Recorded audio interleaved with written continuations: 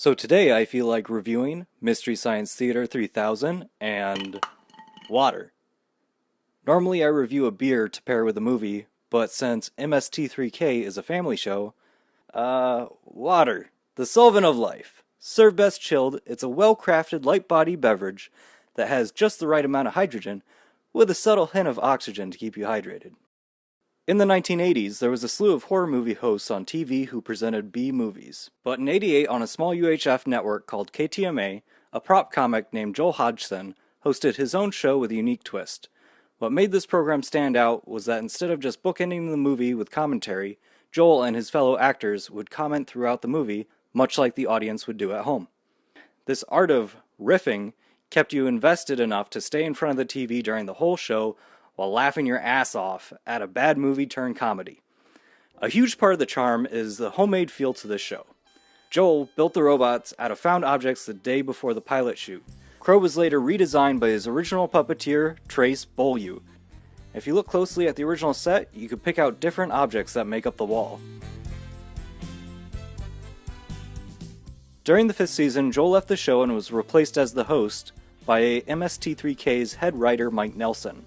Throughout the show, actors have been replaced, and the show has been handed off to different networks, but somehow it has always managed to keep its overall charm with only subtle differences. After the show had ended, many of the original actors have created similar shows like Cinematic Titanic and Riff Tracks, both of which, although good, were lacking in that original charm. Just where the hell does Canada get off sharing a border with countries far superior to it? Yikes. Why, you lousy, stinking, francophonic, bacon-loving bastards! Your country's just a giant piece of... In 2015, Joel started a Kickstarter to bring back the show with a whole new lineup of actors and movies. During a live streaming event on YouTube for funding, there were huge technical problems, but instead of hurting the project, the technical problems only reminded the fans of the low-budget charm of the show. Please, people of the internet, please hear me.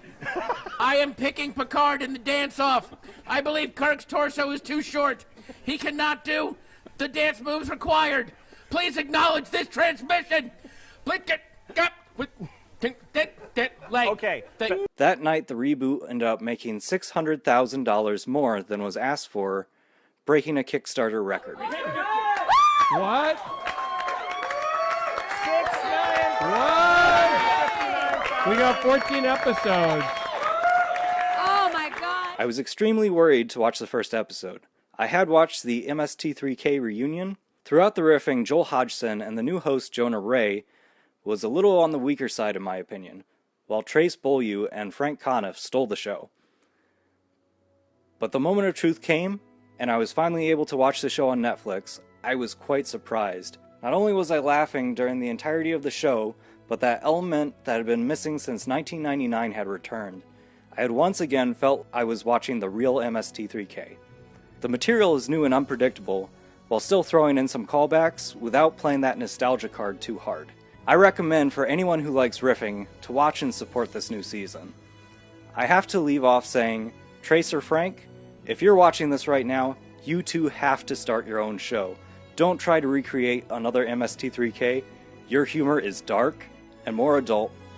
I would love to see you riff some old Grindhouse movies. Don't forget to comment below. Share your opinions. I shared plenty of mine. If you didn't agree with my opinions, go ahead and give me a thumbs down. And hit the button, Frank.